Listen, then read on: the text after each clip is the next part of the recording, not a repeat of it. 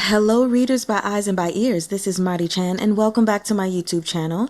Today we are continuing with the reading of the final volume of Thousand Autumns, also known as Shen Qiao by Meng Xi Shi, and we're covering chapters 119 through 122. As always, I hope you all enjoy.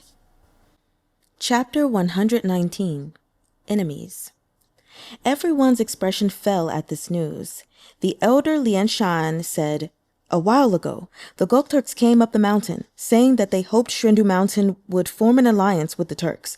But then sect leader..." He'd thoughtlessly been about to say sect leader Yu, but then he glanced at Shen Qiao and changed his words. But then Yu Shudi rejected them. I trust that they're unhappy with this, so this time they allied with Huhuan sect and came up the mountain looking for trouble? They're hoping to take advantage of our leaderless situation." "The Gok Turks were unable to take control of the Central Plains," said Shen Qiao. "Since they're separated from Xuandu Mountain by the Zhou Kingdom, if they can't manage to control Xuandu Mountain directly, their only option is to cooperate with Huhuan sect." Liu Yue didn't wait for Tan Yuanchun to speak, but took the opportunity to say, "So, in Shen Shidi's opinion, how should we respond?" "We'll wait and see what they do, then respond accordingly." His answer was rather cursory, but the others couldn't maintain the same matter-of-fact placidity. "They've already fought their way up the mountain. It's obvious they haven't come in good faith. If we cower here, our disciples outside will suffer for it. At this time, we should take responsibility and face the enemy head-on." Naturally, no one objected to Shen Qiao's words. They were arguing because it was Xuandu Mountain's own internal affairs, but now that there were outside enemies invading them, they needed to unite against these foreign forces. Shen Qiao had no intention of squabbling over such details, so he followed the others and walked out. At this time, the party in question had just finished coming up the mountain, fierce and majestic. They came face to face with Tan Yuanchun's group, who'd come to receive them outside Shangqing Hall. Xiao Se was in the front, and he laughed brightly. "We've troubled all of Xuandu Mountain's elders in welcoming us. You're much too courteous." Liu Yue sneered. "You heard our disciples and barged your way up the mountain. How dare you speak so shamelessly?" With a fiery passion, he instantly drew his sword, prepared to go and fight. Xiao Se took a half step back and used his fan to shield himself. "You're only a mediocre martial artist. You're no match for my Shitsuan. Why are you in such a hurry to humiliate yourself? I heard that Xuandu Mountain sect leader Yu has, disappeared for some reason. So now your honored sect has no leader. Looks like it was true. Otherwise, why would everything be in such a mess?" Tan Yuanchun frowned. "You need not trouble yourselves over our sect's internal affairs. Xuandu Mountain has declined all guests today, yet you still came uninvited. Such uncouth manners." "This distinguished master looks a little unfamiliar," said Xiao Se, smiling. "Which elder are you?" "Tan Yuanchun." Xiao Se raised his eyebrow. "I heard that Qifeng had an eldest disciple, and though he apprenticed early, there was nothing outstanding about him. So when Qifeng was on his deathbed and choosing the disciple to inherit his mantle, he skipped right over his eldest disciple and picked his second disciple, Shen Qiao, instead. Is that true?" He'd clearly seen that Shen Qiao was present, but had deliberately said these things to provoke. But Shen Qiao's attention was not on Xiao Se. He was looking at Sang Jingxing and Duan Wenyang. Many people had come up Xuandu Mountain. However, compared to the contingent who'd come to the sword trial conference, this current Huhuan group was smaller. Shen Qiao noticed that Yuan Shushu was not among them, and the faces of several disciples of Huhuan sect had also disappeared. Shen Qiao may not have known their names, but he had some impression of them still. When Shen Qiao swept his gaze over Baizhong, she even winked at him and smiled. He looked away uneasily. Bian Yanmei leaned in and whispered, "Everyone in Huhuan sect, man or woman, is utterly ruthless, capable of consuming even the bones of those they destroy. They love men with abundant primordial yang, like Taoist Master Shen, the most. You must control yourself with them." Shen Qiao was caught between laughing and crying. "I find Baizhong to be all right." Not to mention that he had no such intentions in the slightest. Bian Yanmei didn't know what was going on inside his mind. He really was afraid that Shen Qiao might fall into her trap. She might look all pure and innocent to Taoist Master Shen, Bian Yanmei tried to remind him. But in truth, Who knows how many young men she's pair cultivated with? I heard that even Sang Jingxing was once an intimate confidant of hers. In truth, Shen Qiao had already known about this matter. Hearing it again, he couldn't help but sigh. In this world, everyone would love to live and act without scruples, but there are always certain things that will stop them from doing so. No matter how vicious a person is, as long as they possess a little goodness, I don't want to deny that goodness because of their evil. He always remembered how Baizhong had immediately shown him mercy and given him reminders when he'd been in desperate situations. Though she wouldn't go out of the way to help him out of his crises, neither did she pursue and attack him when he was in trouble, even when carrying out important duties for her sect. For this, Shen Qiao felt that he should remember this small share of kindness. Bian Yanmei had long known that Shen Qiao was a kind person, but he didn't expect that he'd also have such a special view of Baizhong. He said under his breath, "With how soft-hearted you are, no wonder Shi Tzuan has you wrapped around his little finger." They spoke in low voices for a few moments. Meanwhile, Xuandu Mountain and Hehuan sect were about to turn their weapons on each other with the next disagreement. But it wasn't just Hehuan sect's party in attendance. Duen Wenyang and a couple of unfamiliar Gokturks were there as well, and Xuandu Mountain was missing a leader, leaving their minds scattered. They were filled with apprehension, thinking that their chances of victory weren't high, so they didn't dare strike first. The other party had clearly noticed this as well. Duen Wenyang smiled. "We heard that your sect is going to choose a leader today, so we came up to watch the fun. However, since the hearts of your honored sect are divided, I fear it'll be hard for you to reach a consensus. Why don't we help you decide?" Tan Yuanchuan resolutely declined. "We won't trouble outsiders to make decisions about the affairs within Xuandu Mountain. Please leave quickly, otherwise you can't blame us for being impolite." As soon as he said this, Liu Yue rebuked him. "Who knows how many of our disciples they injured on their way up here? How can we let them go so easily?" Duen Wenyang gave a laugh. "You're unwilling to let us go so easily, but what can you do about it?" "Naturally, you can leave after leaving your lives behind." This sentence wasn't spoken by anyone present at the scene. The voice was dull and hoarse. Though the speaker had used all his strength, his volume wasn't loud either. If the people present hadn't been martial artists, they probably wouldn't have heard it at all. The crowd followed the sound and couldn't help their shock. A person hobbled out from behind Sanqing Hall, his steps heavy, as if he were suffering from internal injuries, and his legs were wounded as well. He limped as he walked. His clothes were spotted with bloodstains, and numerous gashes covered his face. He was in a wretched state. But no one on Xuandu Mountain would fail to recognize him. "Yu Ai?" The new arrival was indeed Yu Ai. He clutched a bamboo staff, using it as a crutch. He walked toward the crowd, step by step. Duen Wenyang's face also showed surprise. "I heard that sect leader Yu had mysteriously disappeared a few days ago. It seems that the rumors were false."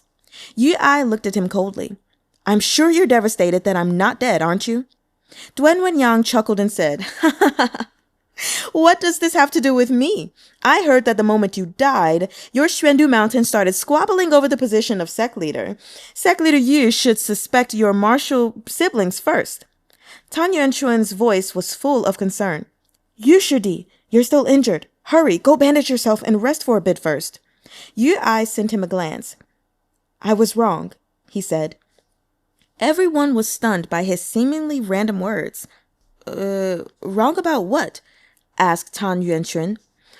"I was determined to build the lasting foundation for Xuandu Mountain," said Yu Ai coolly. "I thought that the last generations of our forefathers were too stubborn, unwilling to open their eyes to look at the world outside. Therefore, I took great pains in plotting against Shen Shishong and working together with the Gokturks.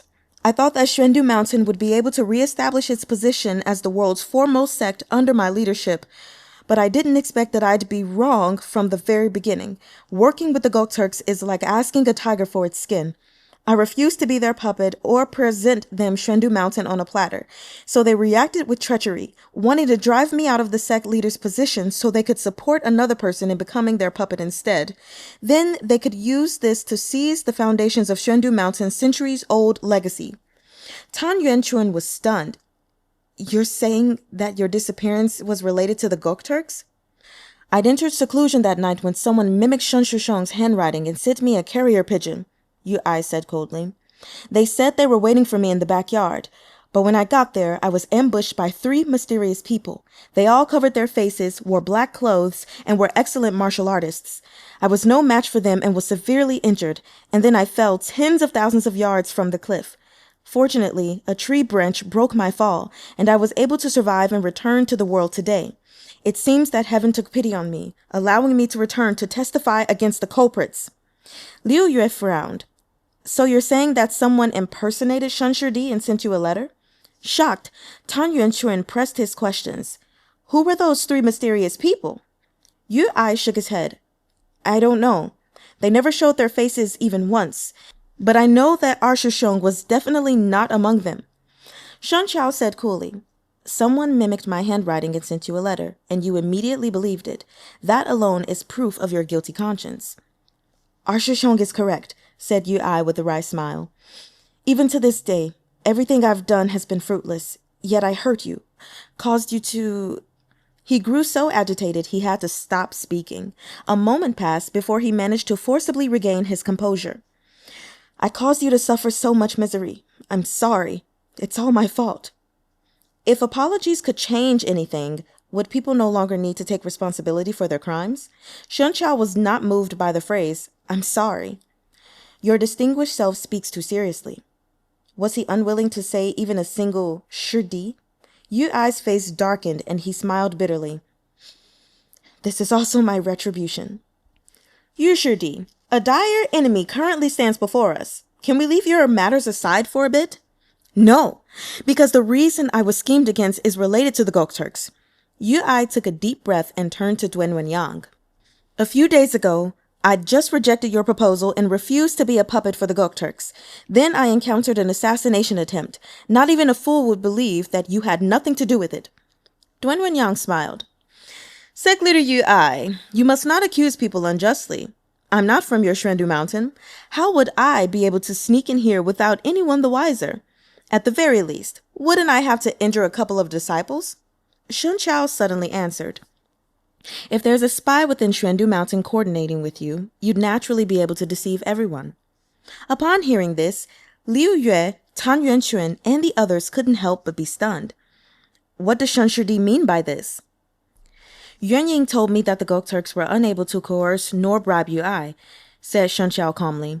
So they turned to inciting others. The Gokturks told Yuan Ying that if he obeyed them without question, they would help him become the sect leader. Since he didn't agree, of course they'd look for someone else. There will always be someone who cannot resist the temptation. Yu Ai coughed a few times and covered his chest, saying, That's right. First, I was ambushed, and now, while the position of leader is vacant, you all come up the mountain. How could you have known unless someone tipped you off? It proves that today's events were premeditated. Duen Wenyang and company choosing to head up the mountain at this time was naturally not just for the sake of verbally taunting Xuandu Mountain. Yu Ai's appearance was unexpected, but his survival couldn't affect much. On the contrary, it was Shen Qiao's presence that was more troublesome. Duen Wenyang made up his mind and exchanged a glance with Sang Jingxing. He laughed. Since sect leader Yu has said so, if I don't play the villain, I'd be betraying your trust. With a slight wave of his hand, several of the Gokturks behind him all followed his order. They each brandished their sabers and leapt toward Liu Yue, Tan Yuanchuan, and the others, dragging them into battle. The martial prowess of the elders varied, but even those with unexceptional aptitude like Tan Yuanchuan were only so when compared with Tifeng Ge's other disciples. They weren't so mediocre that anyone could walk all over them. However, the Gokturks who'd followed Duen Wenyang up the mountain were naturally not pushovers either. Both sides immediately became embroiled in a back-and-forth scuffle. Blades danced and flashed, making for a hectic scene. Duen Wenyang watched the battle with his arms behind his back. He didn't participate and instead smiled brightly. These people are all personally trained by my master and can be considered the Gokturks' most powerful warriors, he said. They have long heard of the formidable skills of Xuandu Mountain's Taoist masters. Today, they have the chance to seek martial guidance. I ask that the Taoist masters not hold back. Liu Yue and the others were busy dealing with those people. How could anyone spare the attention to answer him? Lo Liang saw Duen Yuanyang's gaze sweep over him, and his heart chilled. He was terrified that the other party would turn his attention to an insignificant little disciple like him, and he couldn't help but hide behind Shen Qiao. Liu Yue swung his sword and pushed the Gokturk man engaged with him back several steps, then exclaimed loudly, "Shen Shidi, many on Xuandu Mountain have greatly wronged you in the past, but when I declared you an outcast disciple that day, I also spoke up for you. Please, for perfected Master Qi's sake, help us defend Xuandu Mountain. Don't give any advantages to these scumbags." Duen Yuanyang sputtered a laugh. "I truly feel aggrieved on your behalf, Taoist Master Shen. While you were downtrodden, they didn't lend you a hand. Today, they're met with trouble, and they want you to repay their enmity with kindness. If you don't nurse any grievances, I will nurse them for you. I say, you shouldn't bother with this matter. Once they all die, the position of sect leader will naturally become yours once again. How about it?" "No," said Shen Qiao calmly. Yu Ai proclaimed himself leader, but I didn't agree. He expelled me from Xuandu Mountain, but I am still Qi Fengge's disciple. He drew Shanhe Tongbei from his back. Beneath the dazzling light, its blade sparkled with a rippling luster, and there came the faint sounds of howling winds and rumbling thunder. "With me around, no one is allowed to have designs on Xuandu Mountain." His tone was even, without any kind of earth-shaking powder or intimidation, yet no one could dare to take his words lightly. "Shen Shidi, allow me to give you a hand." Accompanying that shout, 3 figures swept over from another direction, 1 in front and 2 behind. The first was Elder Kong Zheng, and he was followed by his 2 disciples, the martial siblings Le An and Yuan Chang, whom Shen Qiao had encountered at the foot of the mountain. Those 2 had followed Shen Qiao from afar. At first, they'd only wanted to watch, but they didn't expect to encounter members of the Gokturks and Hehuan sect ascending the mountain to look for trouble. They didn't dare to intervene in internal conflicts, but an invasion from foreign enemies was another matter.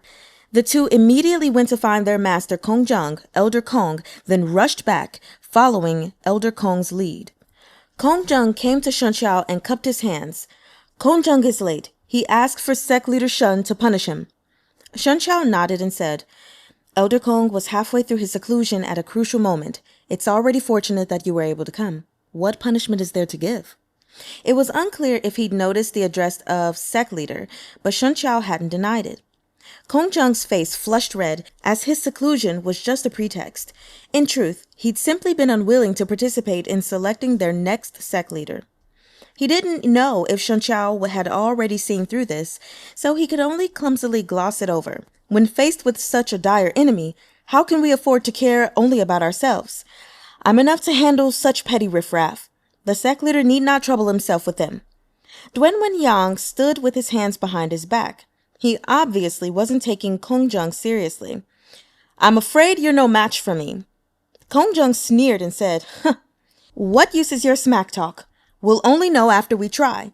So saying, he raised his sword and slashed at Duen Yuanyang.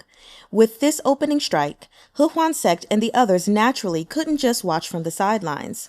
With the sole exception of Sang Jingxing, everyone jumped in, and fighting broke out all around at once.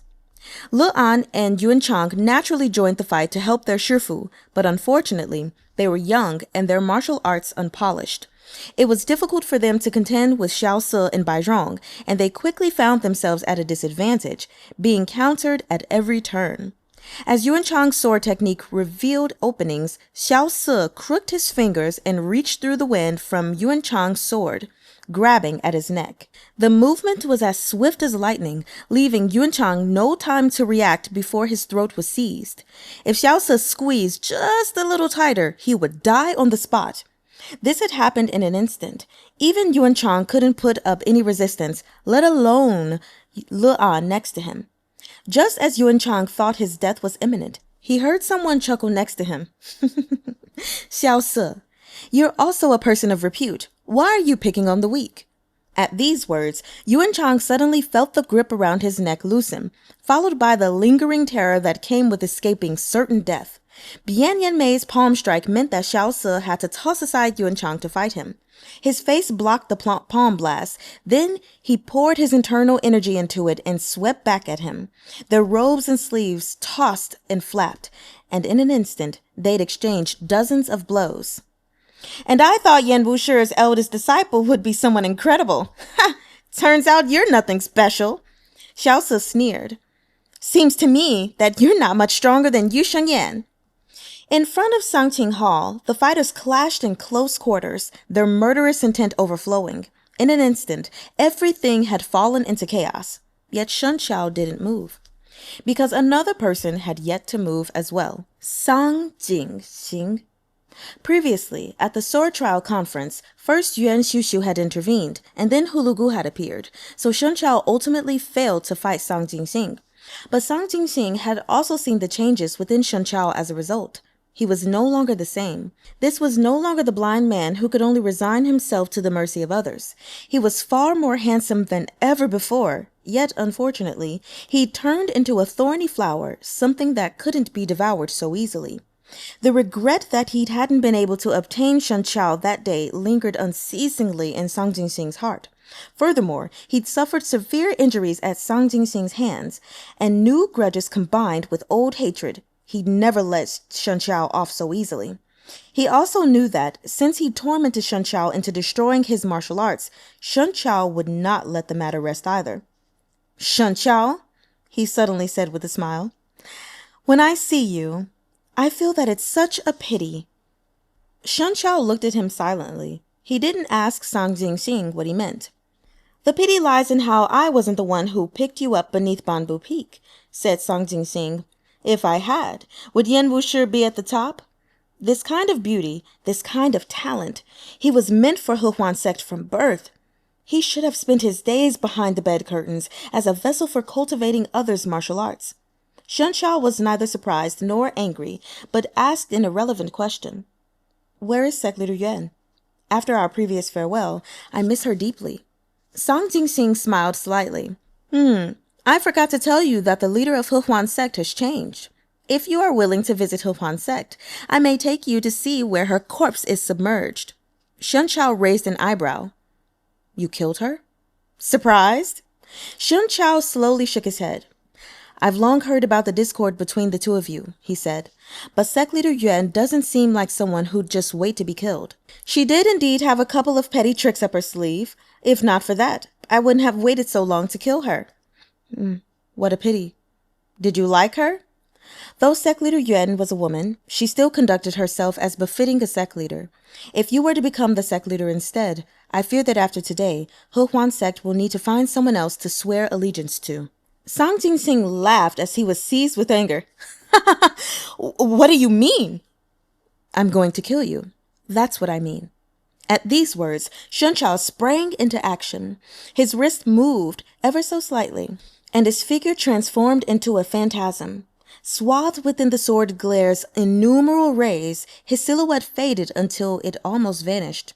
The body moves with the will. The sword moves with the heart. The mountains and rivers grieve as one, and the world fades into gray. Chapter 120. Repay with a Life. Faced with Shen Qiao's boundless sword glare, Sang Jingxing naturally wasn't waiting for it to kill him. But what looked like an indestructible sword screen in the eyes of onlookers wasn't all that terrifying to him. Shen Qiao's opponent was, after all, a martial arts grandmaster. Sang Jingxing moved, swift as a shooting star. His robes billowed upward, and his entire person seemed to ride the winds as he soared into the air like an immortal ascending beneath the sun. In a split second, he was suspended in mid-air. There, he sent a palm strike at Shen Qiao, who was behind the interwoven sword screen. The wind from Sang Jingxing's palm slammed into the sword glare. All at once, it was like the star-studded reflection upon a lake had been shattered. After a frozen moment, the sword glare began to tremble before fragmenting into shards. Sang Jingxing's palm blast had managed to punch a hole right through it. Sang Jingxing hovered in midair with nothing beneath his feet. But in the eyes of onlookers, there seemed to be invisible stones there, allowing him to jump upward step by step. He'd always been a tall man, but now, soaring into the sky against the wind with his robes rustling and carved dragon palms having reached the zenith of perfection, he resembled a dragon flying high in the sky. A dragon whose mighty roar was powerful enough to conquer all creation, frightfully imposing, as if it wished to charge right into the nine heavens. Though the entire venue had been engulfed by the melee, there were still some Xuandu Mountain disciples unable to intervene due to being mediocre martial artists.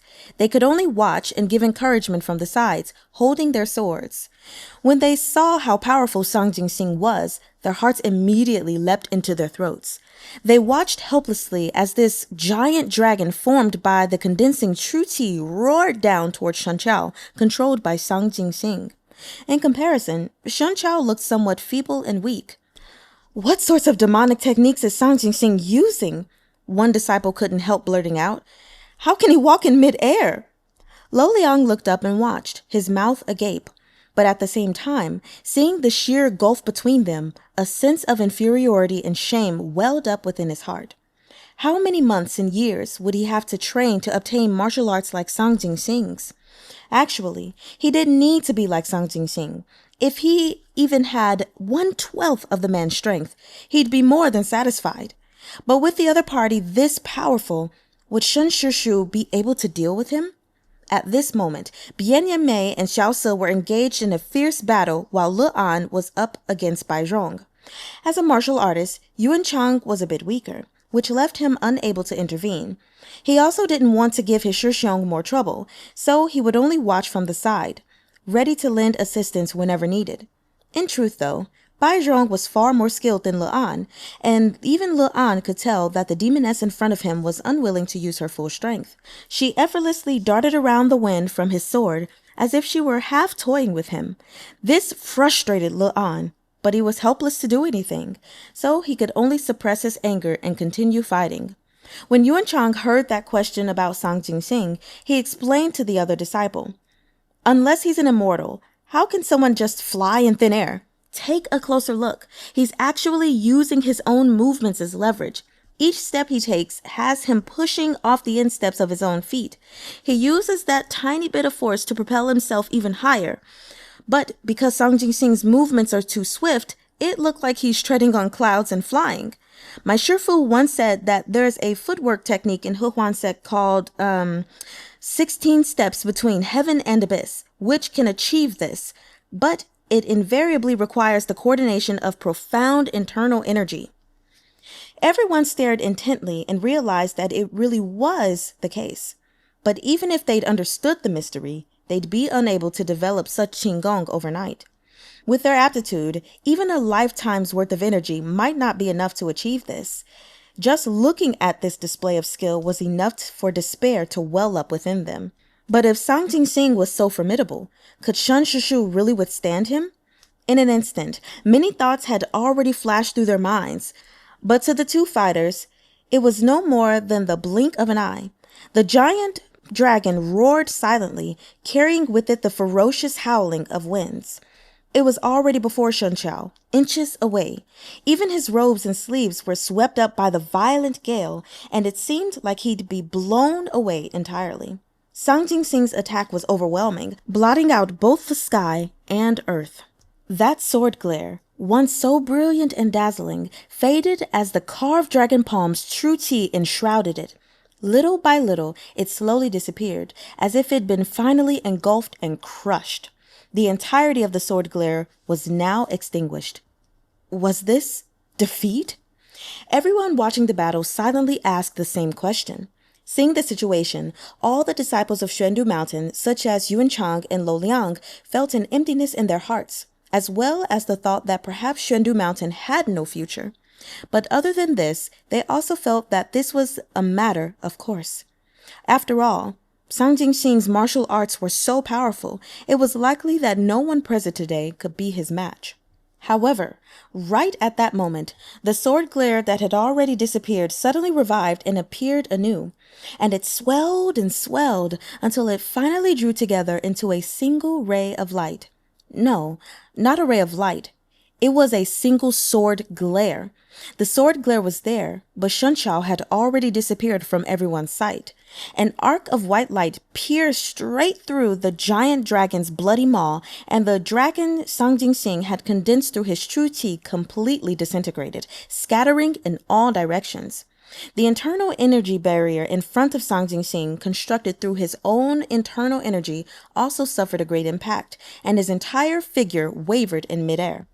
It only took an instant. A white arc suddenly appeared. The person was an illusion, yet the sword was real. None of the onlookers had gotten a clear view of how Shen Qiao moved. They only felt one thing: fast. As fast as lightning, leaving no time to react. As for Sang Jingxing, his martial prowess was far above that of the onlookers, and he was so close to Shen Qiao, so naturally he could see Shen Qiao's movements. However, just because he was able to see him clearly didn't mean that he was willing to confront him head on. The sword's sharp edge sliced right through his attack, and in an instant, Shen Qiao turned the tables on him. Sang Jingxing chose to evade the blade's edge for now, and his body flew back. He flew with incredible swiftness, retreating several yards in one breath. San Qinghao lay beneath him, and Sang Jingxing landed on the eaves. With an insubstantial tap of his foot, he immediately reversed directions and swept forward again, rushing toward Shen Qiao. This time, he used the full might of his carved dragon palm, telling himself that his previous probing had already plumbed his opponent's depths. This time, he had a clear idea of them, and he wouldn't hold back anymore. Duels between martial arts masters were never won through clever tricks. Ultimately, only one's true strength could determine victory or defeat. Sang Jingxing loved Shen Qiao's looks, and he had countless sexual fantasies of him before, imagining the moving scene of the man laying between the bed curtains. The more unobtainable Shen Qiao was, the more he coveted him. He was even a little jealous of Yan Wushi's fortune in love and sex. But he also knew very well that even when Shen Qiao had been blind and without most of his skills, he'd still been able to stake his all on a move in order to take Sang Jingxing down with him. This indicated that Shen Qiao carried a ruthlessness within his bones, enough that he'd fight to the death in even the most desperate of situations. This could not be underestimated. So this time, Sang Jingxing poured in 8 to 9/10 of his martial strength. He wouldn't show even the slightest hint of leniency or tenderness. Both sides were determined to win, swathed in murderous intent. His palm blast roared, even stronger than before. It was like a storm raging upon the sea, the towering waves about to sweep away the very sky itself. This was the might of the carved dragon palm that had been trained to its zenith. 9 dragons condensed and surged forth from Sang Jingxing's roiling true qi, all rushing toward Shen Qiao from different directions. The second arrived before the first wave had even subsided. Everyone held their breath as they watched the scene. Even those who were fighting unconsciously slowed their movements. When 2 tigers fought, one must fall. Shen Qiao and Sang Jingxing, these martial arts grandmasters, who would win and who would lose? The ranking of the world's top 10 experts had long reached Yuan Chang, Lo Liang, and the others. They knew that Shen Qiao was in it, and with a rank even higher than Sang Jingxing's to boot. However, one believed what they saw, not what they heard. Before they could personally witness it themselves, they dared not fully trust it because the battle on Banbu Peak that year and Shen Qiao's defeat was still vivid in their minds. It had left a deep impression. The scene of Shen Qiao being knocked off the cliff by Kunye left such a deep impression, in fact, that even though times had changed, many people who hadn't witnessed Shen Qiao's great rise from the bottom of a chasm, his step-by-step ascent, couldn't help but doubt Shen Qiao's strength in their hearts, questioning whether he could truly defeat Sang Jingxing. The true qi surged towards Shen Qiao from all directions, from all places, like a raging tide, practically cutting off every avenue of retreat. Then it gathered around Shen Qiao before crashing down over the top of his head. This palm strike condensed decades of Sang Jingxing's highest achievements in the carved dragon palm. Any martial arts grandmaster, even Yan Wushi, couldn't afford to take it lightly or feign effortlessness. Shen Qiao moved. With a tap of his toes, he leapt off the ground. His sword swept upward like a fissure splitting a mountain in two. In an instant, the mountain collapsed. The earth ruptured, and internal energy powerful enough to suspend oceans burst forth, pushing forward. Each wave was stronger than the next, and the two blasts of true chi met head-on, accompanied by the imperious power within the sword. A giant roar sounded, then Sang Jinxing coughed up a mouthful of fresh blood. Completely unable to withstand it, he collapsed, his body slammed down by the heavy force engulfing him from the front. He was involuntarily sent flying back and fell right off the roof of Sanxing Hall. Just as he was about to touch the ground, he slapped his palm behind him. Once again, he leapt upward and flew toward Shen Qiao, then sent him 3 palm strikes in a row. Shen Qiao was about to lift his sword and dissolve them, but at that moment, a faint whistling noise suddenly came from behind him. Though slight, the sound had already reached his ears. The small noise came with great speed, straight at the center of his back. Without giving him any chance to evade, no matter how fast Shen Qiao could move, he was still a human being, not a god. At this time, he'd already put his entire mind into the battle with Sang Jinxing. He couldn't spare even a shred of attention to deal with anything else. His sword was already mid-strike. There was no time to dodge, let alone turn around mid-action to block the attack. 3 palms from behind had arrived. Each palm was stronger than the last, never any weaker than the previous. Shen Qiao now realized that though Sang Jinxing had vomited blood just now, his injuries weren't actually that serious. He'd only wanted to induce Shen Qiao into underestimating him and revealing an opening. Behind him, the whistling noise was close at hand. It was impossible for him to escape. Shen Qiao secretly gritted his teeth and was forced to leave his entire back unguarded, his whole focus on dealing with the front. Suddenly, a dark shadow rushed toward him, and it just happened to shield him from behind. Shen Qiao only heard a muffled groan, followed by the sound of a body falling heavily to the ground. Then, shocked exclamations of "Yushushu" sounded near his ears. His heart sank, but he couldn't look back at all. He could only raise his sword to meet Sang Jinxing. Beneath the mountains and rivers shared grief. The winds and thunder resonated, and the sun and moon overlapped. The sword glare transformed into 1,000 pinpoints of starlight, more brilliant than the stars themselves. These tiny specks, as if falling from the sky, descended into one's eyes. Descended even into one's heart. However, within this kind of magnificent scene, impossible to describe through ink and brush, was a terrifying, murderous intent that only those in the thick of battle could perceive. When Sang Jinxing realized that all 3 of his palms had been dissolved by Shen Qiao, he turned and ran without a second thought. He possessed absolutely no resolve to value his reputation over his life. As long as he still lived, there would still be hope. As long as the forested mountain still stood, there'd be firewood to burn. Sang Jinxing had snatched the position of sect leader from Yuan Xiushu. He hadn't indulged in it enough yet. There were too many things he refused to abandon. It was impossible for him to be like Shen Qiao and fight to the death in a hopeless situation. Hence, in terms of fighting spirit alone, he'd already lost.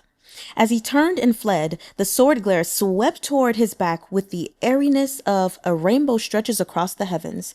It pursued him relentlessly, drifting.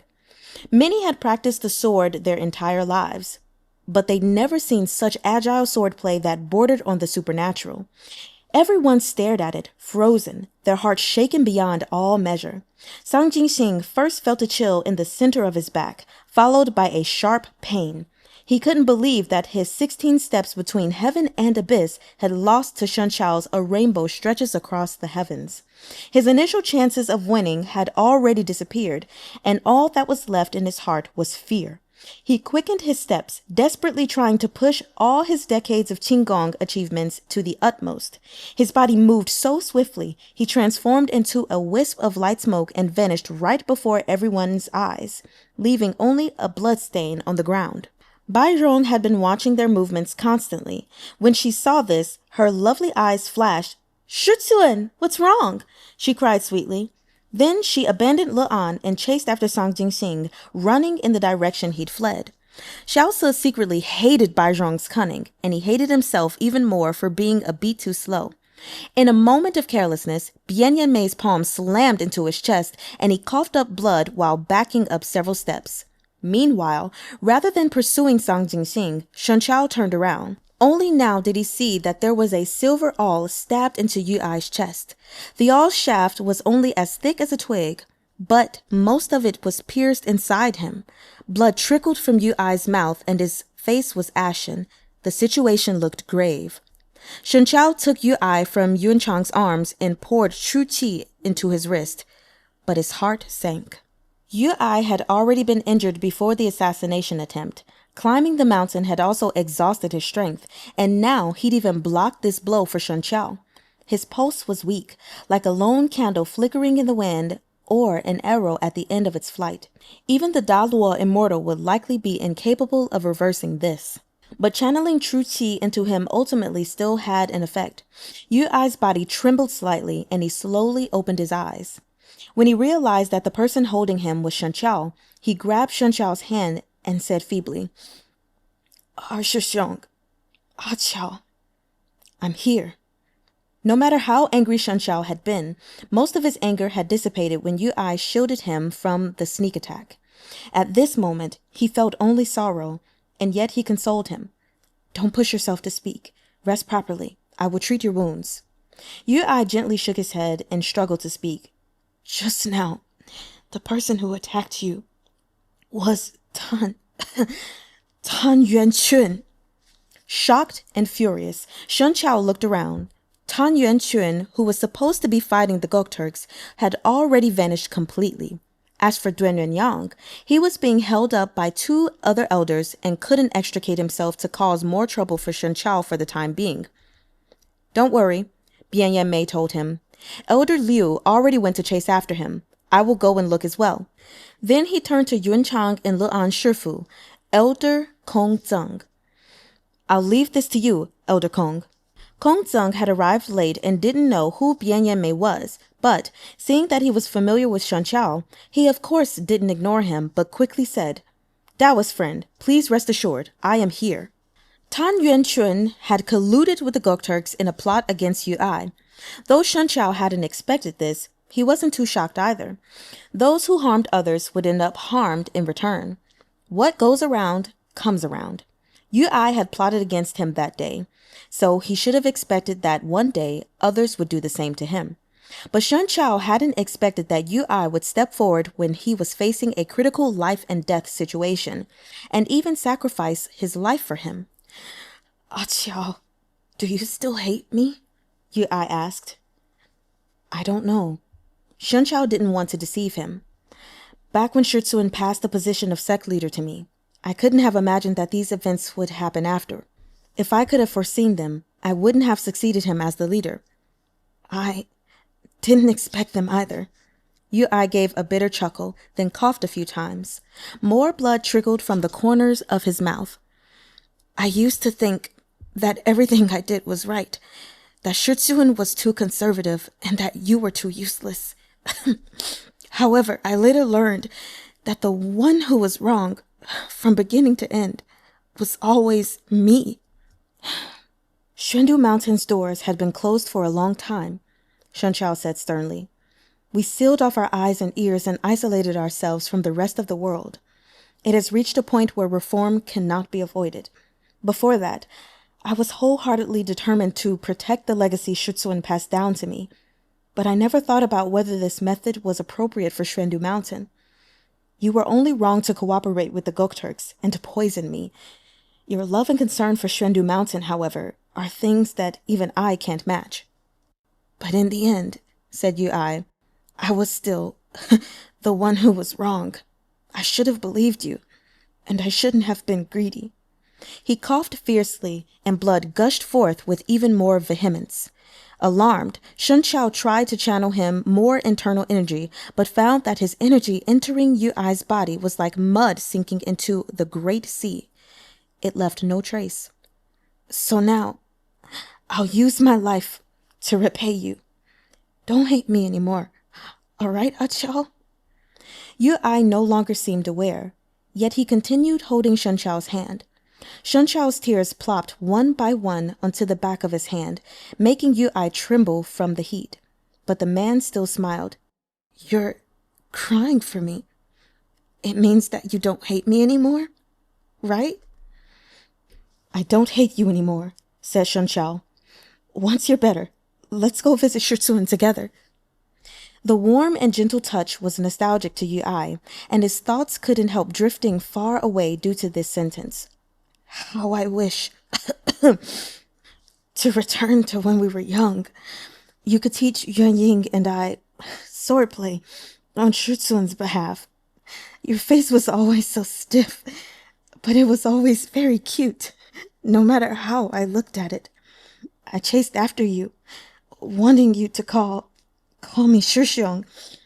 You were so annoyed by me that you could only keep hiding from me, so I searched everywhere, searching and searching and searching. His voice grew quieter and quieter until it faded completely. The hand grasping Shen Qiao slowly released its grip, and just as the owner's life had slipped away, it soundlessly slid to the ground. Chapter 121.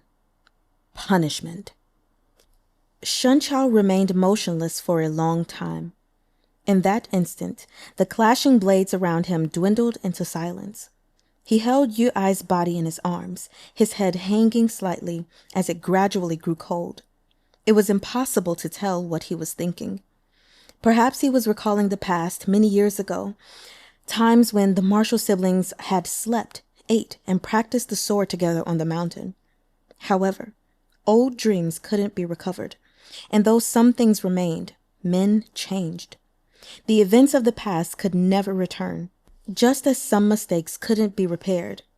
Some cracks could never be filled, and when a person died, they couldn't be revived.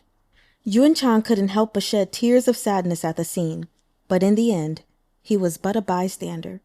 He remembered their current situation and quickly came to his senses. Shen Shushu! Shen Shushu! He hurriedly shouted. Seeing Shen Qiao remain motionless, he thought that the other party had gone mad from grief, and he grew anxious despite himself. A quick look was enough to see that Xuandu Mountain's situation hadn't improved very much. Although the greatest individual threat, Song Jingxing, had fled, most of the members of He Huan sect remained. Xiao Se had been injured by Bian Mei, but not gravely so. Moreover, as Bian Mei and Liu Yue had gone to chase after Tan Yuan Chun, 2 of Xuandu Mountain's 7 elders were absent, leaving only 5. They had to hold up Duan Yang while dealing with the experts he'd brought, as well as Xiao Se and the rest. It was quite a strenuous task. Though Kong Zeng was an elder, he was still a level below Duan Yang in terms of martial arts.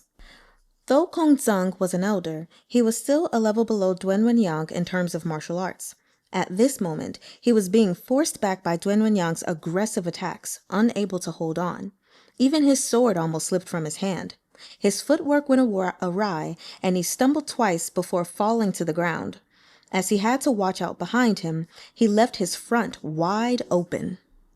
Duan Yang infused his flexible whip with true qi, and it instantly became as straight as a sword as it shot toward Kong Zeng's chest, ferocious and roiling with murderous intent. If it struck Kong Zeng, he'd likely find a new gaping hole in his chest. Seeing this, Yuan Chang panicked and quickly raised his sword to help. However, his speed couldn't keep up with his eyes, so it was impossible for him to make it in time. He was more than 3 or 4 breaths too slow. Duan Yang's whip had already touched Kong Zeng's clothes, about to rip into his flesh. Yuan Chang involuntarily cried out, thinking that he was about to witness his Shifu's death with his own eyes. Right at this moment, a shadow flashed in front of Yuan Chang. Yuan Chang blinked, thinking he must have seen wrong, then realized that Duan Yang had already retracted his whip and there was another person beside Kong Zeng. Shen Shushu! Yuan Chang couldn't help but yell, his tone filled with surprise and an emotion that he wasn't even aware of. Move your Yushudi to the side, said Shen Qiao. Swords are blind. Don't let anyone harm the body. Shen Qiao didn't even look back as he said this, but reached out to help Kong Zeng up, then swept towards Duan Yang. As Shen Qiao had just dueled Song Jingxing, Duan Yang thought that his strength would be sapped, his abilities far below his peak. But that wasn't the case. Shen Qiao's true qi seemed inexhaustible as it flowed into his sword without pause, then spilled forth as sword glares from his sword qi, seamless and flawless.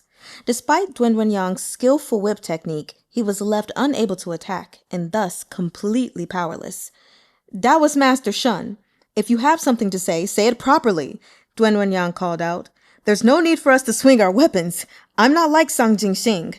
There's no deep grudge between us. Today, we only came due to Tan Yuanchuan's invitation. Yu Ai's death was also entirely Tan Yuanchuan's doing. All debts have their debtors. Taoist Master Shen must judge fairly. Duanwen was different from his master. Though he possessed remarkable talent and had become the disciple Hulugu valued the most, his mixed heritage meant that he could never receive the reverence his Shifu did in the Kaghanate. Hence, his way of handling matters was also completely different from Hulugu's. He would always consider whether the concrete benefits outweighed the costs. It was said that the relationship between master and disciple was like father and son. But even the most capable of fathers could have useless sons. Likewise, a formidable master didn't guarantee a formidable disciple.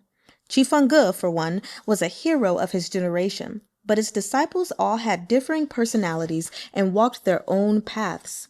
Even if Qifengge came back to life, he wouldn't be able to force them all to live their lives according to his ideals. If Hulugu had been here instead, he'd likely have fought Shen Qiao until a victor emerged. Duanwen, on the other hand, saw that he no longer had any chance to achieve his objective today, so he began thinking up ways to extricate himself. Shen Qiao said calmly, Tan Yuanchuan isn't here, so you can say anything you want. Once I catch you, I'll extract testimony from Tan Yuanchuan and see what the truth is. So he said, but his sword did slow somewhat. Seeing that the situation was turning in his favor, Duanwen was pleased. My path has intersected with Taoist Master Shen's again and again, he said. Though we're not friends, I still know that you maintain a clear separation between gratitude and grudges. You're truly benevolent and generous beyond compare. If we look at things carefully, the person who threw you off the cliff that day was my Shidi, Kunye, who's already died at your hands. Yu Ai has passed as well, so these grudges should have come to an end. So you're saying that the reason you chose to come up the mountain today wasn't to plot against Xuandu Mountain nor to invade us while we're weak? Said Shen Qiao. Duanwen smiled, remaining calm. The politics of a position should be left to the one in that position. That's one of your Han sayings. You and I are on different sides, so how we act will also be different. I work for the Kaghanate's interest, and no one can blame me for that. I'm quite certain you don't either. Had Tan Yuanchuan not secretly notified us, telling us that you'd be electing a new sect leader, we couldn't have known. All in all, you must secure what's inside before you deal with the outside, Taoist Master Shen. By this point, even Shen Qiao couldn't help but admire how thick this man's face was. Yu Ai said someone conspired against him, causing him to fall from the cliff, he said. I take you had a hand in this? Duanwen boldly admitted to it. Yes, but that was also because Tan Yuanchuan showed us the way. Thanks to him, I learned that there is a winding path behind Xuandu Mountain which is undefended.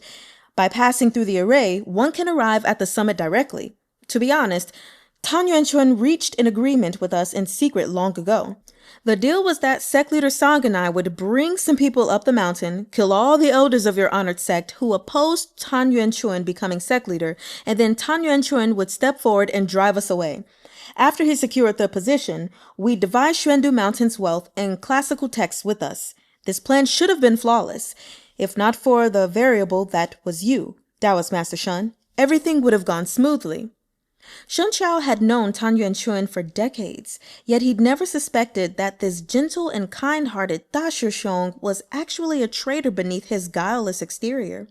Though he'd already anticipated it, he'd held a glimmer of hope in his heart. He couldn't help but make excuses for him, thinking that perhaps Tan Yuanchuan had some troubles he couldn't talk about. It wasn't until his Shixiong had launched a sneak attack and killed Yu Ai that Shen Qiao realized the Tan Yuanchuan they'd known for the past few decades had perhaps never been the real Tan Yuanchuan at all. Duanwen seemed to notice what he was feeling, and he even comforted him. You can know someone's face, but not their heart. Taoist Master Shen need not grieve so much. In fact, that day when I obtained Xiang Jian Huan from my Shidi and poisoned you, Tan Yuan also added fuel to the flames.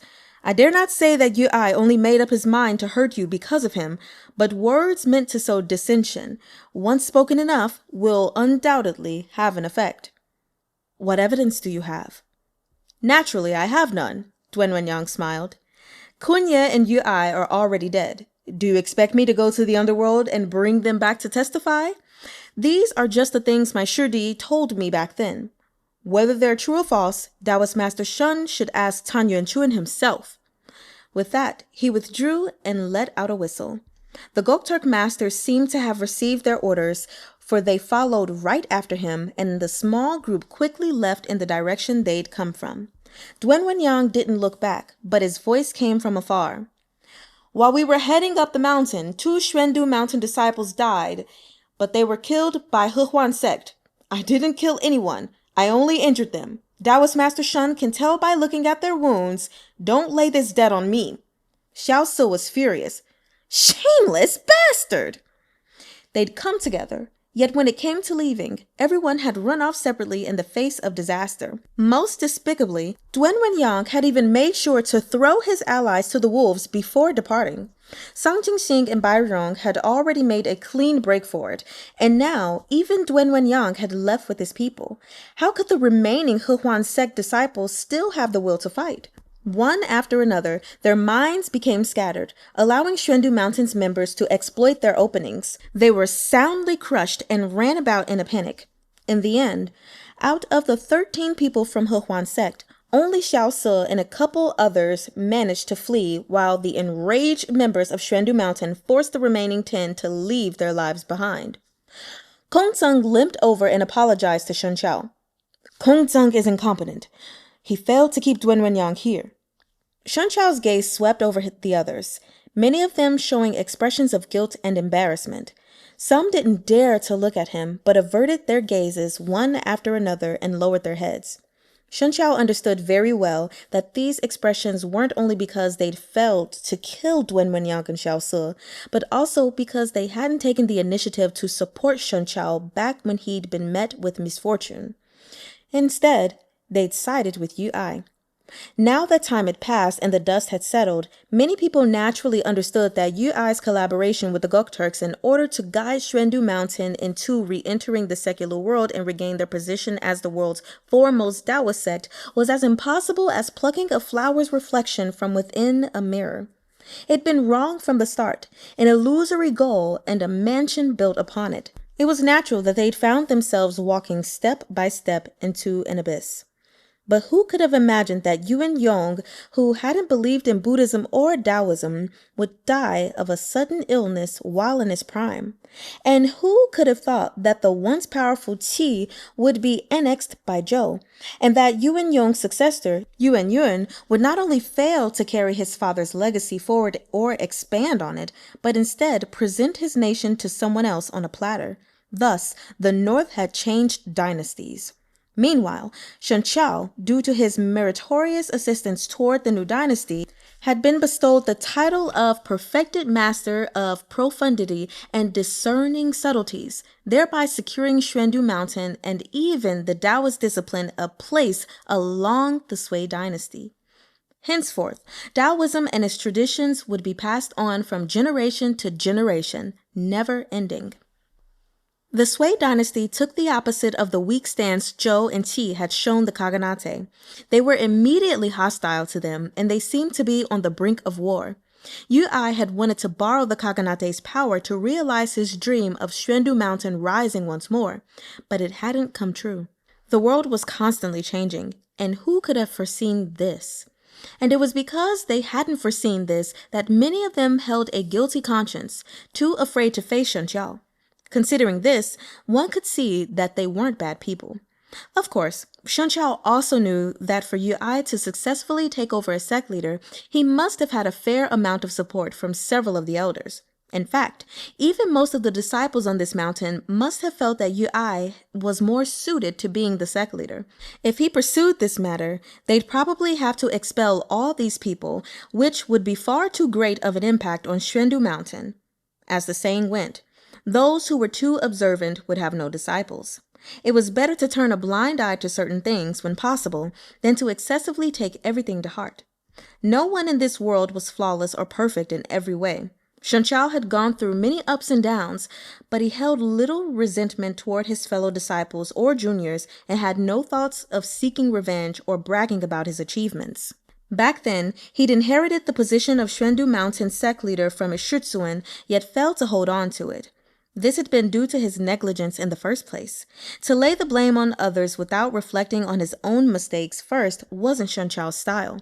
Hence, he said to Kong Zeng, "When Yu poisoned me that day, his actions were naturally intolerable to the sect's rule.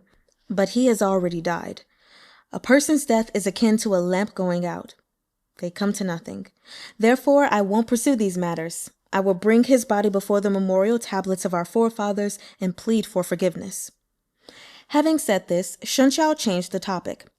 "However, from now on, I hope that everyone on Xuandu Mountain, from top to bottom, will be of one heart, our wills as unshakable as a fortress.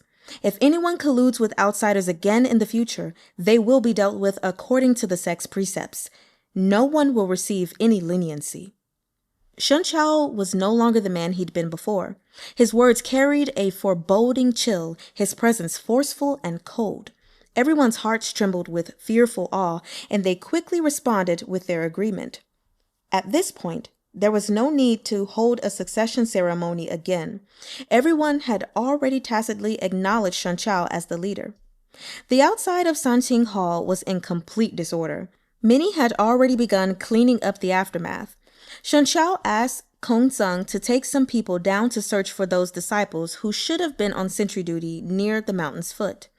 The injured were to be treated while the ones who'd been killed would have their corpses collected for burial on another day.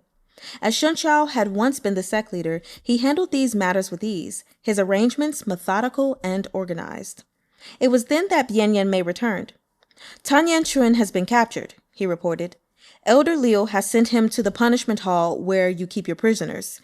He awaits your judgment." Shen Qiao saw that his figure was spotted with blood, and there was even fresh blood trickling from the corner of his mouth. "Are you injured?" he quickly asked. Bian Mei waved his hand. "It's no issue. Elder Liu's injuries are even worse than mine." He was too embarrassed to admit that, though he was Yan Wusher's disciple, he hadn't been able to defeat Tan Yanchun. Shen Qiao took out some medicine for wounds. "My internal cultivation runs contrary to yours. It would be difficult for me to heal your wounds through qi circulation." Bian Mei took the medicine and thanked him. He then smiled and said, "No matter. The injury isn't serious. It'll recover once I circulate my qi for a couple of days. You should go and see Tan Yuanchun. I assume you have many things to ask him." Shen Qiao did indeed have much to ask, up until he walked into the punishment hall. As he approached, he saw Tan Yuanchun in a wretched state, tied to a pillar. Suddenly, he felt that there was no need to ask anything. Instead, Tan Yuanchun was the one wearing a cold and indifferent expression.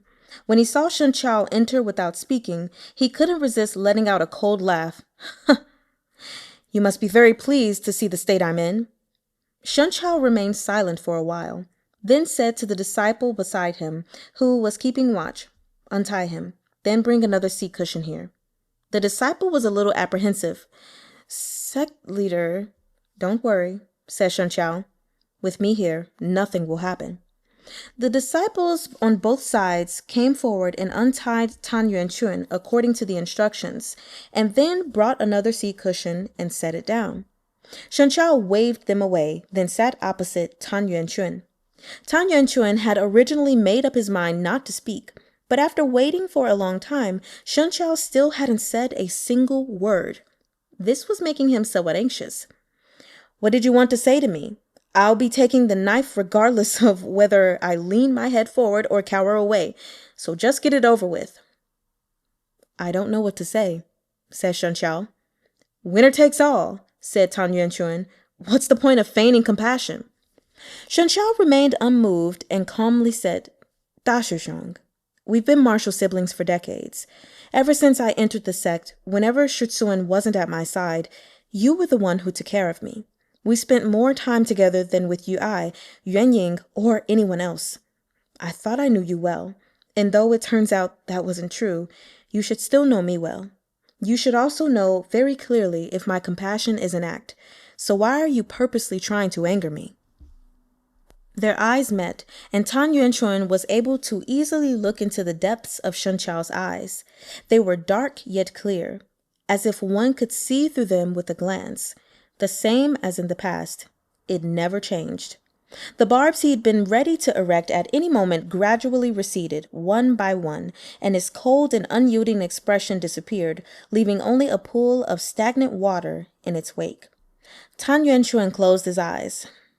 What are you going to do with me? Will you kill me as compensation for Yuai's life? Before he left, Wen Yang told me that you spoke words to incite Yuai that day, ultimately prompting him to poison me, said Shen Qiao. That's correct. He simply admitted to it, causing the hand Shen Qiao had on his knee to tremble a little. Tan Yuanchuan's eyes didn't miss this detail. The corner of his mouth lifted in a sarcastic curve.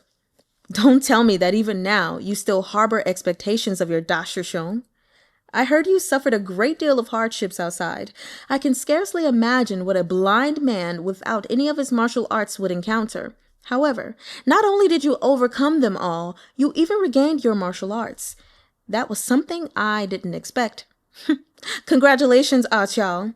Shitsuan once said that the martial path is nothing more than gradual step-by-step advancement. However, there is an exception to this situation, wherein one dismantles everything and starts anew.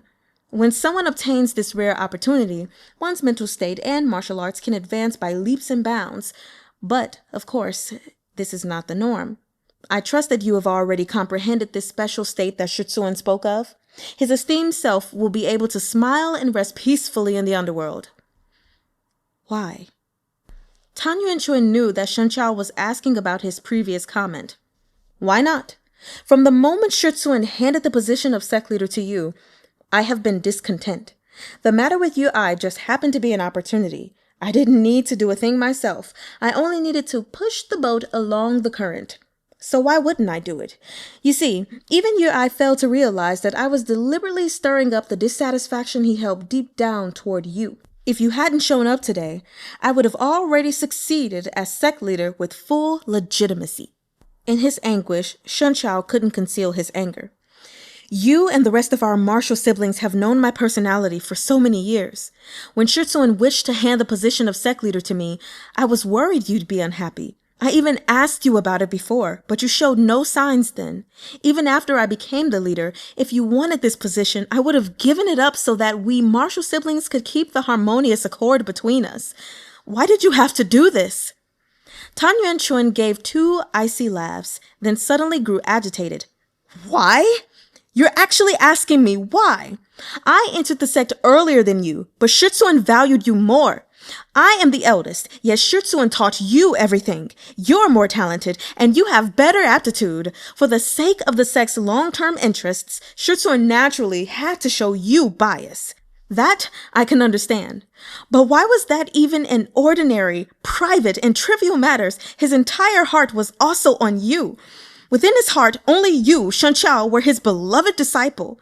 How could there have been space for even a shadow of anyone else? If he disliked me, he should have just expelled me. Why use our existence as foils for the love he showed you? Shen Qiao's heart was ice cold, and he stared at Tan Yuanchuan in disbelief. Is that how you saw Shitsuan? Shitsuan doted on you and loved you. He was biased toward you in everything, so in your heart, he'd naturally be perfect in every way with no flaws to speak of. But what about the rest of us? Yes, if I wished to be sect leader, you would have let me. Yes, you loved your siblings, you're benevolent, righteous, and loyal. But what's the use of that? It wasn't something Tifengge gave me himself, so why should I care? What's the point of you giving me 100 sect leader positions? I wanted to prove that his actions were wrong, that you couldn't afford his regard and trust. I wanted to prove that handing Xuandu Mountain over to you was wrong. I wanted him to open his eyes in the underworld and take a good look to see he was wrong.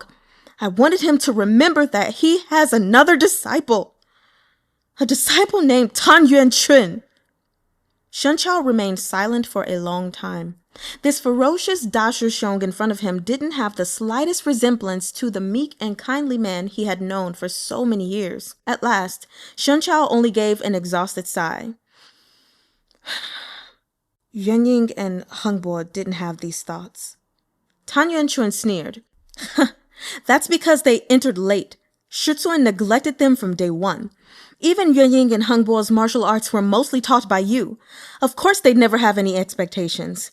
If you ask someone who's never tasted kanji what its flavor is like, will they be able to answer? You now know that the kindly Dashi Xiong in your mind has always been a lie. I took great pains in putting on this act for decades. While Shitsuan was alive, I was terrified of disappointing him. And after he died, I was terrified of revealing my thoughts too early. Now, I finally don't have to pretend, and all I feel is unspeakable joy. He looked up and burst into laughter. I feel great! Just great! Shen Qiao watched him laugh, and the anguish in his expression gradually faded into indifference. Without saying anything, he stood. What are you going to do to me? Asked Tan Yuanchun.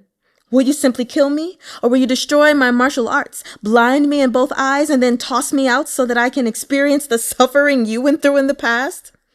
Shen Qiao looked at him for a moment before suddenly drawing his sword from its sheath. He stepped forward and flicked his hand toward Tan Yuanchun. Tan Yuanchun only had time to see a few flashes of sword glare, then his entire body exploded in agony. When he tried to circulate his qi, he found that his body was already completely empty, lacking even a shred of internal energy within it. As expected, Shen Qiao really did want him to experience a fate worse than death. Tan Yuanchun couldn't help but sneer. But then he heard Shen Qiao say, You conspired against your martial siblings and violated the rules of our sect. You should be executed. But while on his deathbed, Shitsuan told me to love my siblings like my own hands and feet, to protect their health and happiness. Furthermore, he told me to treat you with great respect, that I must not slight you just because I've become sect leader. Today, Yu Ai has already passed, and Shitsuan would certainly not wish to see another disciple accompanying him in the underworld. From now on, you will go to Chunlin Peak and guard Shitsuan's tomb. Whether it's winter, summer, spring, or autumn, you are not allowed to take even half a step out of Chunling Peak, and I too will consider you dead. Without looking back, he gradually faded into the distance until his silhouette had vanished entirely, yet his voice lingered in the area, reverberating. Tan Yuanchun knelt to the ground, completely unable to feel the agony within his body. He only stared at Shen Qiao's back in a daze. A long moment later, he suddenly burst into sobs. The sound of crying drifted far from the punishment hall, and Shen Qiao paused in his steps, then looked up at the sky. The clear and boundless sky stretched overhead, without a single white cloud to mar it. That pellucid blue that would never change despite the sorrow or joy of the lives beneath. Shen Qiao closed his eyes, then looked down at Shan He Tongbei in his hand. Out of nowhere, he remembered the scene in the cave of Yan Wushi scaling fish using his sword, and without him realizing it, the sadness in his heart slowly dissipated. Chapter 122. Leading Xuandu Mountain once more. The dust had settled, and the crisis came to an end, but Xuandu Mountain had paid a heavy, painful price. Yu Ai was dead, and Tan Yuanchun's martial arts had been destroyed. He'd spend the rest of his life guarding the tomb, a fate not that different from death. Among the other 6 elders, 4 were suffering from serious wounds, including Liu Yue. Due to his previous confrontation with Tan Yuanchun, his organs were damaged, and he'd likely need to recuperate in seclusion. The 2 remaining elders were also injured, more or less. The ordinary disciples didn't need mentioning. Le An and Yun Chang were fortunate. When Sang Jingxing and the rest had come up the mountain, they went to notify their shifu and had only returned with Kong Zeng halfway through.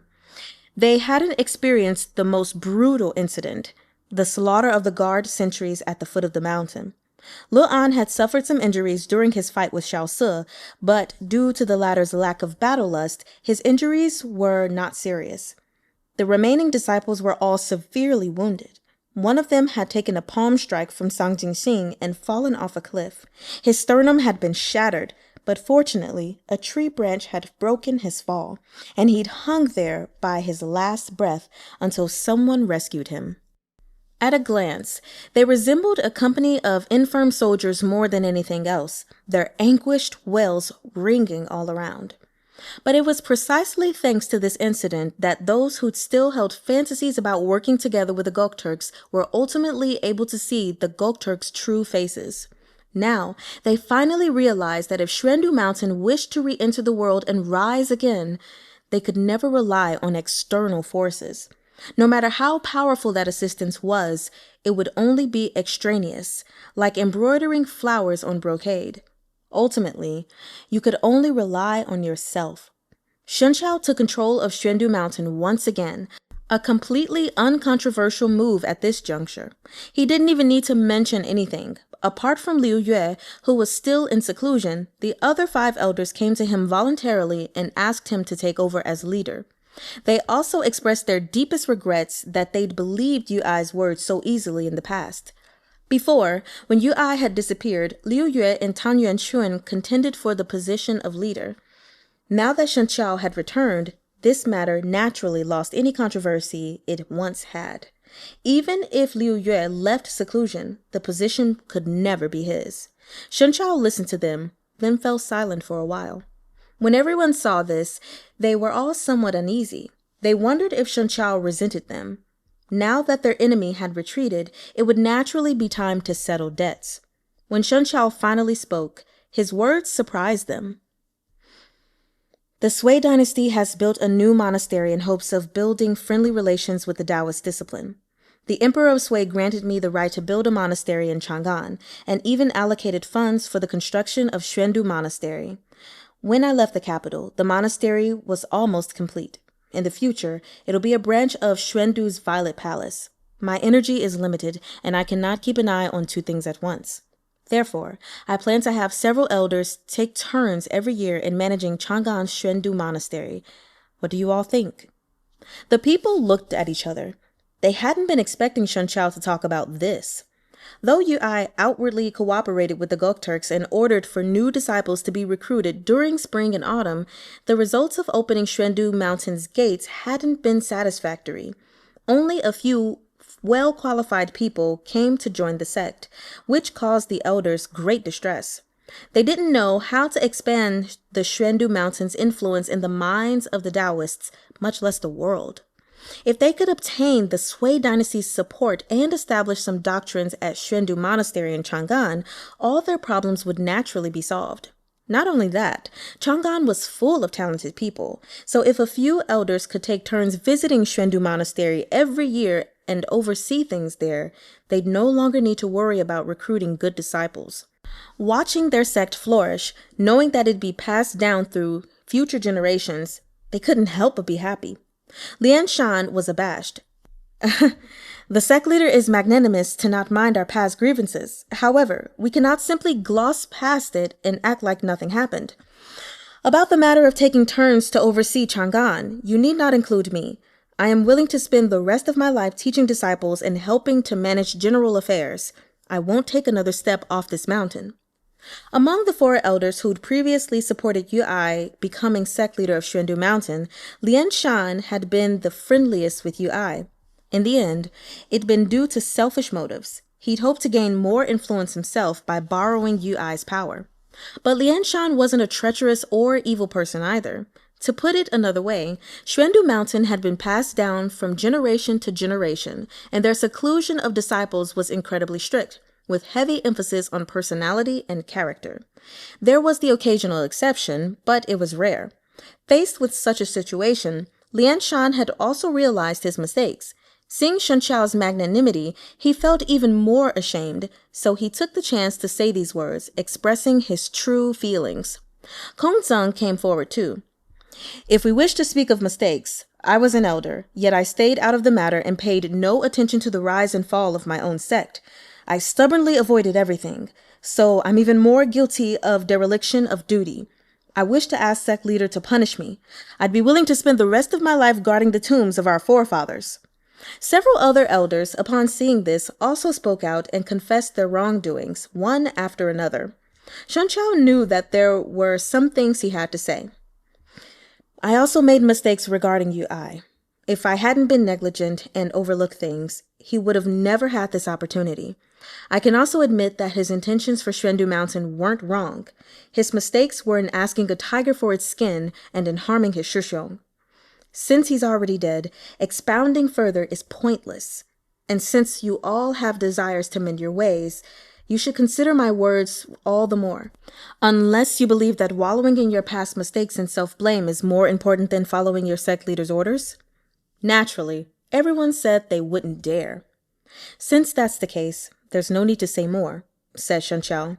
Only then was everyone certain that Shen Qiao had no plans of settling old scores. They all breathed sighs of relief, and at the same time, they couldn't help but feel grateful. Unlike before, when he'd inherited the position from Qifeng Ge, this time Shen Qiao had become the leader through his own strength and reputation. There was no longer anyone who was dissatisfied or felt that he wasn't worthy of his position. I heard before that sect leader accepted some disciples while outside the sect, said Lian Shan. Now that you've returned, should we have someone bring those two Shizhi back? He'd always been impeccable when it came to his conduct and duties.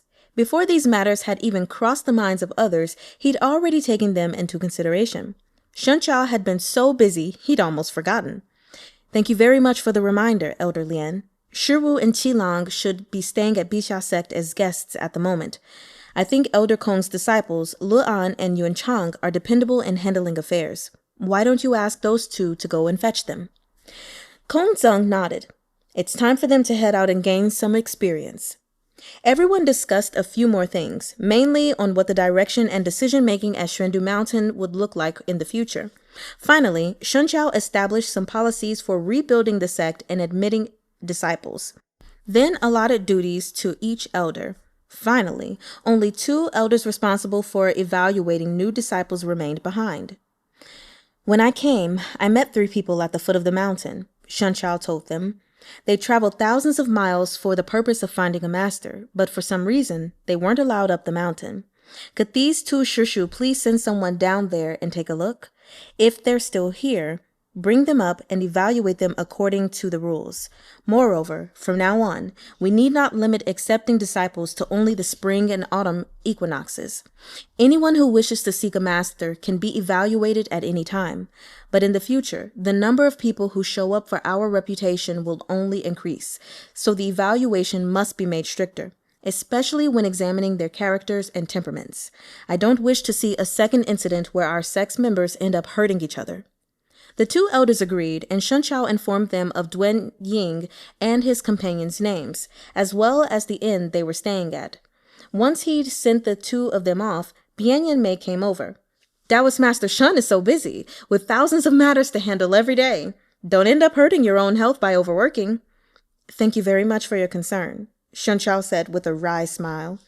I've seen you as a court official, socializing and politicking with many others, handling everything with composure and ease. I envied you greatly. If you became Xuandu Mountain sect leader instead, you'd be 100 times more capable than I am. Bian Mei smiled. Taoist Master Shen is too kind. I've spent so much time dealing with people over the last few years that I've neglected my martial arts and made no progress. Shitsun was quite dissatisfied. So there's a trade-off to everything. How can anyone in this world be flawless and perfect? Are your injuries better now? Shen Qiao asked. Thanks to Xuandu Mountain's wound medication, they have improved a lot. Now that this matter is over, I won't impose on you anymore, so I'm here to bid farewell. Shen Qiao knew that Bian Mei had had much to attend to in Chang'an, so he said, Shen Qiao is endlessly grateful for the assistance you provided this time. If you need anything in the future, please let me know, and I will do my best to help. Taoist Master Shen need not be so courteous, said Bian Mei with a smile. If your esteemed self wishes to thank me, thank my Shitsun. If not for his honored orders, how would I have taken the liberty to make those decisions? Do you know where Sect Leader Yan's battle with Hulugu is scheduled to take place? Bianya Mei shook his head. I don't know either. I'm afraid I'll have to send someone to make inquiries later. Shen Qiao frowned a little despite himself. Then, in your opinion, what are your Shitsuan's chances of victory? I didn't personally attend the sword trial conference that day, so I haven't witnessed Hulugu's skills for myself, but I heard that he's outstandingly powerful and few people in the world would be his match. Yes, I fought him myself at the conference. Even if I exhausted my full strength, I have no doubt I would lose within 50 moves. Bianya Mei looked horrified. He was really that powerful? Then what should we do? The flaw in Shitsuan's demonic core isn't fully repaired yet. How can that be? Said Shen Qiao hurriedly. Last time, I clearly heard him say that he'd fully recovered. Otherwise, how could he have defeated Shreting? Bianya Mei sighed. Did Shitsuan actually say that to your esteemed self? In truth, Shitsuan's primordial chi was damaged during his battle with Shreting that day. His demonic core, which had almost fully healed, has begun to show flaws again. He would need 1.5 years of rest to recover. But then the crisis at Xuandu Mountain happened, and if no one had stalled Hulugu, he certainly would have assisted his disciple Duan Yang when he came up the mountain to make trouble. Therefore, Shitsuan was forced into making this unwise decision. This battle... Bianya Mei didn't continue, but his worried, apprehensive expression had already conveyed what he felt. It didn't bode well for the upcoming battle. Shen Qiao's heart gradually sank. I trust that you have a way to communicate with Sect Leader Yan? He asked. Can you try to find information on his current whereabouts? I can, but what would be the point? This battle is imperative. Taoist Master Shen doesn't have to feel guilty about it. My Shitsuan only decides to do something if he's perfectly happy to do it. No one can force him. Shen Qiao was silent for a moment, then whispered, I know, but unless I see him, how can my heart rest? Bianya Mei sighed. In that case... Before he could finish speaking, a disciple from outside arrived to give a report. Sect Leader, there's someone at the foot of the mountain calling themselves Yu Shenyan, a disciple from Huanyue sect. Before Bianya Mei could respond, Shen Qiao had already said, Invite him up, quickly. His face lit up with joy, and even his tone had inflected upward. Bianya Mei also smiled. Perfect. Now we don't need to make inquiries or contact anyone. Shudi must know Shitsuan's current location. After a while, Yu Shenyan followed the escorting disciple inside to meet him. Seeing him enter, Shen Qiao personally stood up to greet him. With his martial prowess and seniority, it was unnecessary for him to pay his respects like this. Bianya Mei hadn't planned on standing up, but seeing Shen Qiao, he had no choice but to follow his lead. He thought to himself that he'd already greatly disturbed Taoist Master Shen with his words earlier, and now the sect leader's mind must be confused. On the way here, Yu Shenyan had seen that though everyone was wearing dreary expressions, all was still in perfect order. It was clear to him that Xuandu Mountain had just weathered a great calamity, and the crisis had already been resolved. When he saw Shen Qiao and his own Shishong personally welcoming him at the door, though, he was a bit astonished and both flattered. Congratulations, Taoist Master Shen, on regaining his position as sect leader, he said. I trust that I'm the first to come and offer my congratulations. Taoist Master must give me a huge red envelope. He didn't put on any airs, but quickly cupped his hands, and even cracked a small joke. Yet Shen Qiao couldn't bring himself to laugh.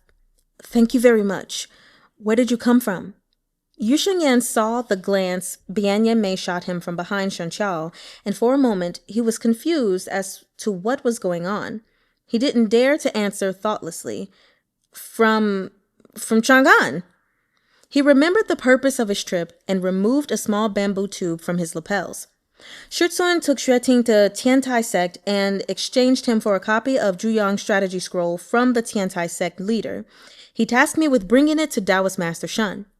Shen Qiao took the bamboo tube and unscrewed it, then pulled out a piece of silk from inside, covering the writing.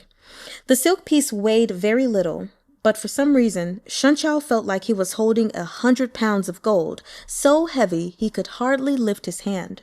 He squeezed the silk tightly, and his heart was a mess of emotions, impossible to describe. Do you know where your master is now? He asked, or where his duel with Hulugu is scheduled to take place? This battle is scheduled to take place at Banbu Peak, Yu Shenyan replied. Shen Qiao was stunned. His own duel with Kunye had been on Banbu Peak. Afterward, he fell from the cliff, grievously injured, and Yan Wushi had saved him. Everything began from there. And now, everything had come back to Banbu Peak once more. Huanyue sect has a villa not far from Banbu Peak, Yu Shengyan added. I expect Shi Tsun will arrive early and stay there first. He didn't need to elaborate more about the villa, for Shen Qiao also remembered resting there after Yan Wushi and Yu Shengyan had brought him back from Banbu Peak. Mysteriously and inexorably, everything had come full circle. Yu Shengyan was still a little embarrassed about that incident. After he'd seen that Shen Qiao had lost his memory, he deceived him into thinking that he was a Huanyue sect disciple and coaxed him into calling Yu Shengyan Shixiong. Yu Shengyan wasn't Yan Wushi's match when it came to cultivating shamelessness. If Yan Wushi were here, not only would he fail to be embarrassed, he'd also have brazenly said something to embarrass Shen Qiao instead. Shen Qiao held that thought, finding it a little amusing, but he still couldn't bring himself to laugh.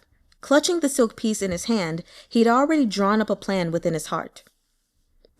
Though Duan Ying and his 3 friends had come all the way to find a master, they'd been met with rejection.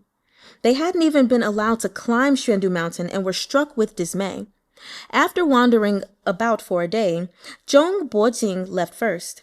He planned to try his luck at Qinchang Mountain. After all, Chunyang Monastery was also a renowned sect. The remaining 2, Duan Ying and Zhang Chao, didn't know whether to go or stay. While they were hesitating, someone came to their door. The newcomer was dressed in Taoist robes worn by Xuandu Mountain disciples, and they claimed that they'd come to guide the 2 up the mountain to undergo the entrance evaluation. The pair were skeptical, but also unwilling to give up on this glimmer of hope.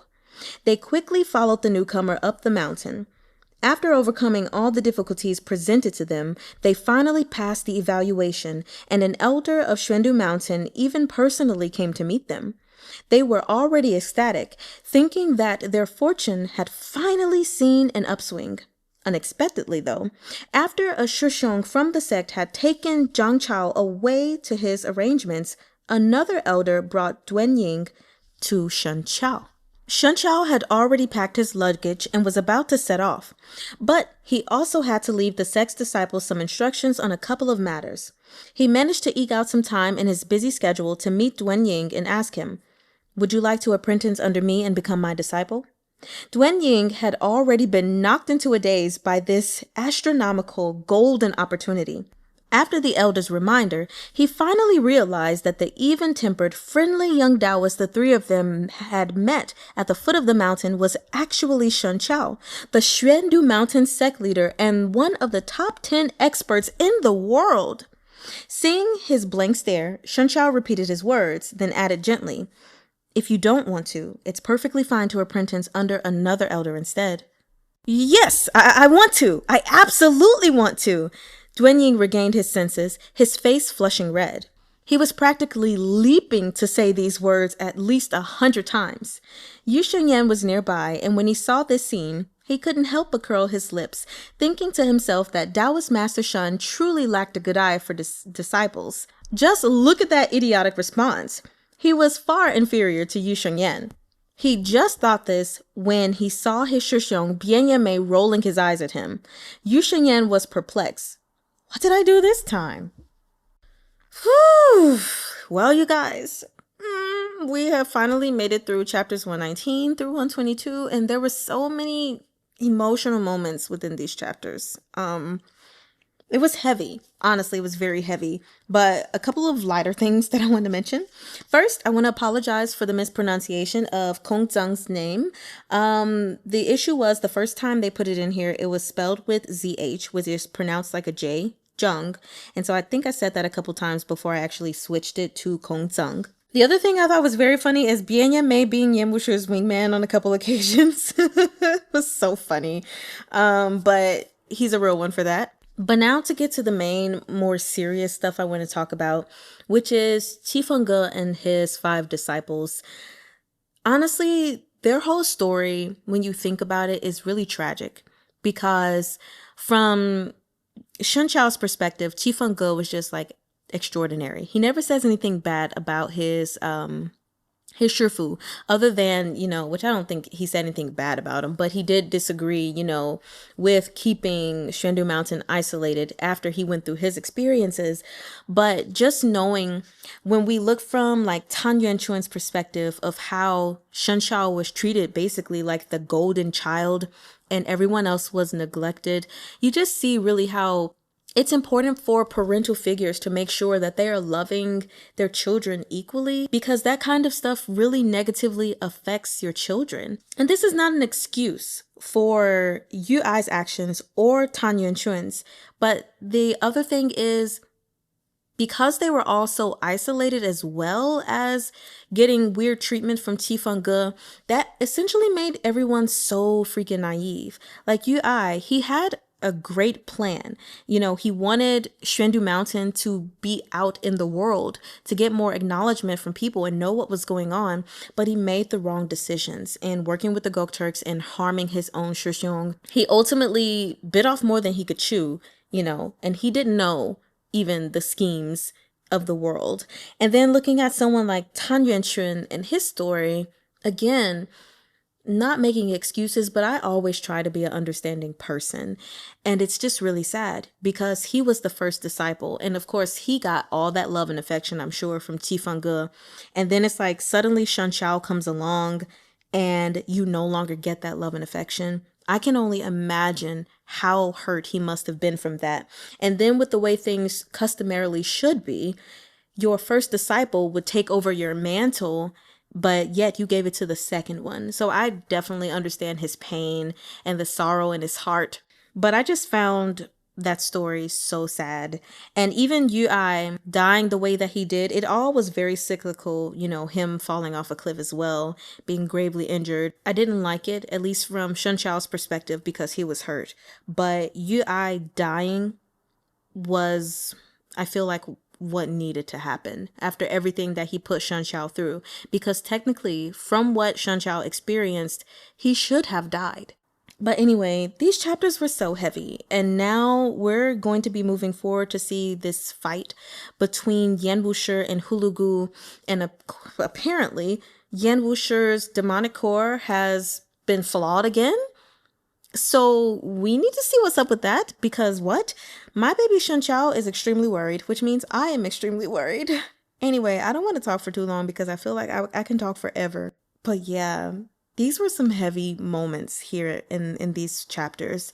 So we will meet again, resume next time, reading chapters 123 through 125. So I will see you all next time. There are 2 videos left of the main chapters, and then everything afterward is the epilogues and side stories, the extras, basically. So, okay, let's do this. 我爱你们.